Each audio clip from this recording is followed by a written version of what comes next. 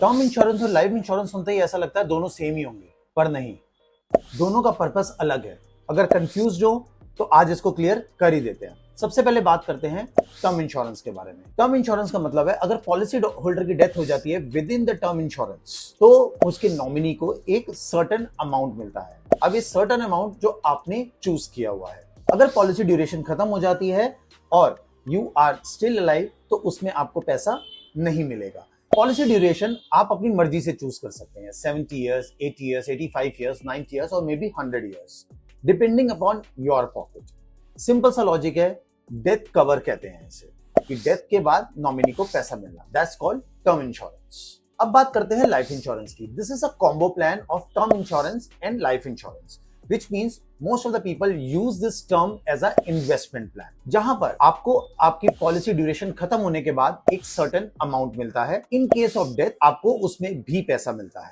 सो अब choice is yours. अगर आपको कम पैसों में ज्यादा कवरेज चाहिए तो you need to go for term insurance. अब आप टर्म इंश्योरेंस मल्टीपल लेवल पे चूज कर सकते हैं। You can choose this for 5 years, 10 years, 12 years और टिल द टाइम आपकी पॉलिसी ड्यूरेशन चलती है, डिपेंडिंग अपॉन योर पॉकेट। आप टर्म इंश्योरेंस के लिए एंड लाइफ इंश्योरेंस के लिए हमारे साथ कंसल्ट कर सकते हैं। We will let you know कि which plan is suitable for you and आपको कितना रिटर्न आप एक सर्टेन पीरियड के बाद देख रहे हैं। बस याद रखो, इंश्योरेंस का काम रिस्क कवर करना होता है, रिटर्न देना नहीं। इन्वेस्टमेंट के लिए you can choose for other options like mutual funds.